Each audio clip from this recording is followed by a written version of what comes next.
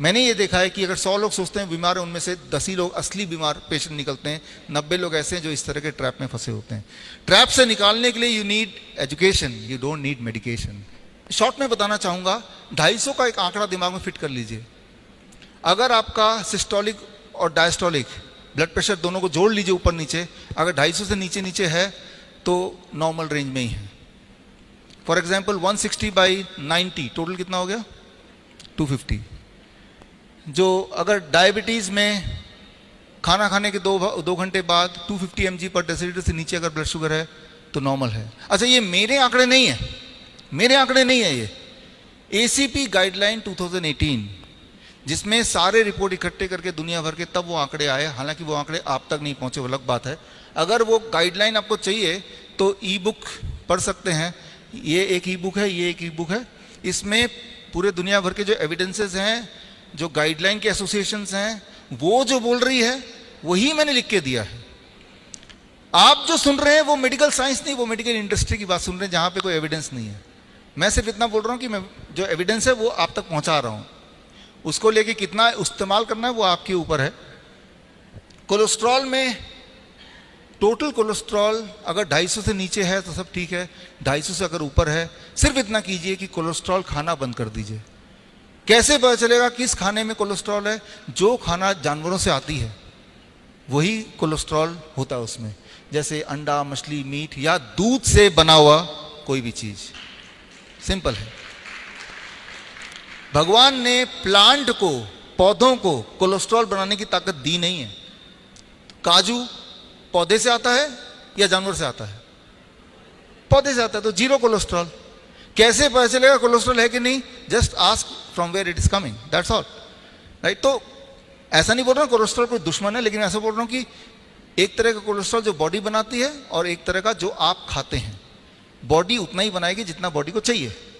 जो आप खाएंगे दैट बिकम्स एन एक्सेस। जो आप खाएंगे उसी को तो कम करना है, राइट। तो अब देखिए, ये डॉक्टर रिचर्ड स्मिथ, दुनिया का सबसे बड़ा medical journal, British medical journal, पूरे ग्रुप के चीफ एडिटर रह चुके हैं 25 साल। 2016 में यूनिवर्सिटी ऑफ मैसूर के 100 साल पूरे हुए थे, तब चीफ गेस्ट थे, मुझे मिलने का मौका मिला। मेरा DIP डाइट पे लेक्चर था इनके लेक्चर के बाद, तो इनसे बातचीत करने का मौका मिला। इन्होंने एक डेफिनेशन दिया कि आज की तारीख में हु इज़ हेल्दी। ये उन्हीं का स्लाइड है। हेल्दी वही है जिसने डायग्नोस्टिक्स टेस्ट खूब सारे नहीं कराया हो। जो भी डायग्नोसिस कराएगा उसमें कुछ ना कुछ कमी मिलेगी, ये इनका कहना है, जो कि मैं मानता हूं। उन्होंने अंदर तक देखा है कि ये जो पेपर बनते हैं, रिसर्च पेपर बनते हैं, कैसे बनते हैं। 25 साल तक मेडिकल जर्नल, दुनिया का सबसे बड़े मेडिकल जर्नल के चीफ एडिटर रहने के बाद उनका ये स्लाइड है, उनका ये कहना है, उनका एक कंक्लूजन है। तो कंक्लूजन ये है, ये आखिरी स्लाइड है, ये रूल नंबर 1 का, कि दुनिया भर में ये देखा गया है कि जनरल चेकअप, एनुअल चेकअप, कई सारे लोग जो कॉर्पोरेट में काम करते हैं साल में एक बार एनुअल चेकअप फ्री होता है उनको।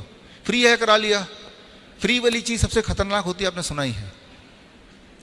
तो दुनिया में 17 इसमें क्लिनिकल ट्रायल रिसर्च पेपर बने हैं कि जो लोग एनुअल चेकअप कराते हैं इन कंपैरिजन टू जो लोग नहीं कराते हैं, क्या जो लोग कराते हैं उनको इसका लाभ मिलता है, वो ज़्यादा लंबा जीते हैं, उनकी क्वालिटी ऑफ लाइफ ज़्यादा अच्छी होती है। ये क्वेश्चन का जवाब ढूंढना चाह रहे थे। 17 के 17 clinical trials and observation studies को इकट्ठा करके एक मेटा एनालिसिस निकाला, और वो मेटा एनालिसिस आपके आंखों के सामने है। कॉकरेन डेटाबेस सिस्टमेटिक रिव्यू 2019 में छपा, और ये रिव्यू ये कहता है जिन लोगों ने जनरल चेकअप कराए उनकी मौतें जल्दी होती हैं और उनकी क्वालिटी ऑफ लाइफ कम होती है इन कंपैरिजन टू जिन्होंने कोई चेकअप कभी नहीं कराया। ये क्लियर एविडेंस है, राइट। Thank you. तो एविडेंस इतने सारे मैं इसलिए देने पड़ रहे हैं क्योंकि दिमाग में बहुत गहराई तक घुस गया है कि रोज रोज डायग्नोस्टिक कराओ। खास तौर पे मेरे जैसे इंसान, हमारा पाला रोज ही पेशेंट से पड़ता है, लेकिन रोज ही मेरा पाला 90% नकली पेशेंट से पड़ता है और 10% ही असली पेशेंट से पड़ता है। तो हो सकता है कि मेरा समय बच जाए कि नकली वाले पेशेंट समझ जाएं कि वो नकली पेशेंट एक्चुअली वो पेशेंट है नहीं, उनके दिमाग में घुसा दिया गया कि वो पेशेंट है। आप पेशेंट सिर्फ तभी हैं जब आपके बॉडी में कोई सिम्टम है। याद रखिए, अगर आपको कोई दर्द है, कोई पेन है, नींद नहीं आ रही, डिप्रेशन में है, यू आर रियल पेशेंट। अगर आपको कोई तकलीफ नहीं है, मैं पेशेंट से पूछता हूं कोई तकलीफ है, बहुत सोच के बोलते हैं कि 4 दिन पहले हेडेक हुआ था, तो मैं समझ जाता हूं ये नकली पेशेंट आ गया है, राइट। नकली पेशेंट को तभी नाम दिया गया पेशेंट, मतलब you have to have patience, right. तो आपको समझना पड़ेगा नकली पेशेंट असली पेशेंट में डिफरेंस क्या है। तो और नकली पेशेंट आते हैं हमारे हॉस्पिटल में, भर जाते हैं, हमें बहुत सारा पैसा भी देते हैं, राइट। तो उससे कमाई भी हो सकती है, राइट। लेकिन फिर भी at the end of the day, for the sake of humanity, सच्चाई तो यही है कि हम में से, मैंने ये देखा है कि अगर 100 लोग सोचते हैं बीमार है, उनमें से 10 ही लोग असली बीमार पेशेंट निकलते हैं, 90 लोग ऐसे हैं जो इस तरह के ट्रैप में फंसे होते हैं। ट्रैप से निकालने के लिए you need education, you don't need medication. Simple बात है ना। अब बढ़ते हैं ठीक कैसे होना। जो 10% असली पेशेंट हैं, जिनको चेस्ट पेन है मान लो, वो तो असली है ना, कि जब भी सीढ़ी चढ़ेंगे चेस्ट में पेन होगा, they are the true patients. जिनके पैरों में सूजन होती है, they are the true patient. जिनके कोई ट्यूमर है, उनके ब्लीडिंग हो रही है, वो असली पेशेंट हैं। उन्हें क्या करना है, अब उस पर आ रहे हैं।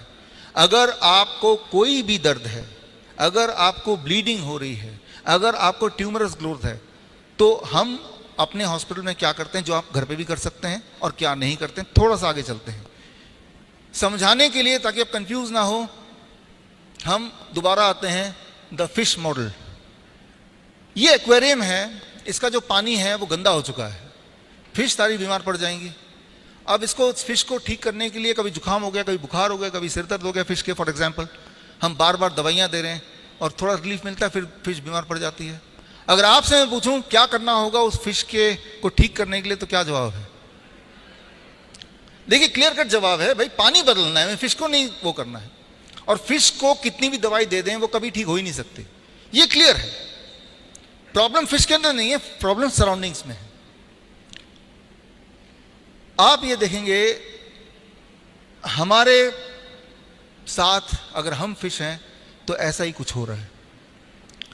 मान लो मैं बोलता हूं कि ठीक है पानी को साफ करते हैं, तो पानी के कचरे को मैंने निकाला और उठा के एक कोने से उठाया, उस कचरे को दूसरे कोने में डाल दिया, फिर दोबारा वो पानी में घुल जाएगा, है ना। गार्बेज रीलोकेशन ज़्यादातर शहरों में ऐसे ही होता है, इंदौर को छोड़ के, क्योंकि ये क्लीन सिटी है, राइट। शहर के एक छोर से कचरा उठाया, किसी दूसरे छोर में जाके लगा दिया, क्योंकि कचरा गायब कहाँ होगा, इट इज ओनली रीलोकेशन। स्वच्छता क्या है कि यहां स्वच्छता दिखाना, यहां से साफ निकालो कचरा, एक और जगह पहुंचा दो, चांद पे तो भेज नहीं सकते उसको। रीलोकेशन यही तो होता है ना। हमारे बॉडी के साथ भी ये होता है। एक उदाहरण ले रहा हूं, आपका ब्लड शुगर ज्यादा आता है, मान लो आप ट्रू पेशेंट हैं, ट्रू सच्ची में 300 400, जिससे आपको बहुत तकलीफ होती है, सिम्टम आते हैं, आप पेशाब करते हैं तो वहाँ चींटियाँ इकट्ठे हो जाती हैं, ठीक है ना, कमज़ोरी है आपको, तो आप ट्रू पेशेंट हैं। लेकिन जैसे ही आपने दवाई ली तो ब्लड शुगर चेक किया, ब्लड शुगर भी कम, सिम्टम भी चले गए। तो कभी आपने सोचा वो जो दवाई अपने ब्लड शुगर की ली, उसने ब्लड के शुगर को उठा के मैजिकली कहाँ गायब कर दिया? ब्लड का शुगर तो कम हो रहा है, ब्लड में शुगर कम है, तो वो शुगर गया कहाँ? दवाई इतना करता है कि ब्लड से शुगर को लेता है और रीलोकेशन ऑफ गार्बेज आपके किडनी में, आपके हार्ट में, आपकी आंखों के पीछे, आपके स्किन के पीछे, आपके जेनेटिक्स के हिसाब से कहीं ना कहीं आपके जॉइंट्स के बीच में। तो वही वाला पेशेंट कुछ समय बाद बोलता है मेरा शुगर तो नॉर्मल है, लेकिन पता नहीं जोड़ों में बहुत दर्द है। वही वाला पेशेंट 10 साल बाद मिलेंगे तो वो किडनी पेशेंट बन जाएगा, पैरों में हाथों में सूजन होगी, जबकि ब्लड शुगर नॉर्मल था। It is a garbage relocation. जितनी सारी दवाइयां हैं वो प्रिंसिपल, इसी प्रिंसिपल पे काम करती है कि गार्बेज एक जगह से उठाओ बॉडी के, और बॉडी के ही कहीं ना कहीं और छुपा दो, तो उस वाले पैरामीटर को मेजर करेंगे तो वो ठीक दिखेगा, लेकिन अल्टीमेटली वो पेशेंट ज्यादा बीमार है। समझिए इसको, आपका इरादा, आपका गोल कोई एक नंबर को नहीं चेज करना है, आपका गोल है कि ओवरऑल हेल्दी फील करना। तो जब भी आप दवाई लेके ब्लड शुगर को कम करेंगे तो याद रखिए वो जो दवाई है वो सिर्फ गार्बेज रीलोकेशन। अगर हम इस पानी से कचरा निकाल के फिर दोबारा किसी और कोने में डाल दें, फिश कभी भी ठीक नहीं होने वाले। और ये सिर्फ ब्लड शुगर की बात नहीं कर रहा हूं, जितनी सारी दवाइयां बनी हैं सबका मैकेनिज्म एक ही है, बल्कि इससे भी भयंकर।